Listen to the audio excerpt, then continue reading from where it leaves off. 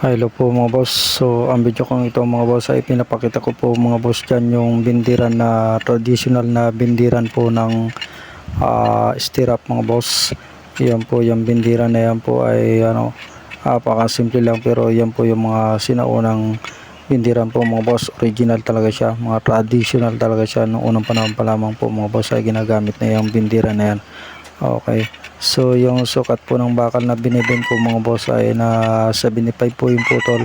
4 by 20 po yung yung sukat niya. Plain lang po yung magiging finish ng bahay. Istira po yan mga boss sa column. Okay. So yan po mga boss sa puno ng mangga or sanga. Diyan siya nakapako.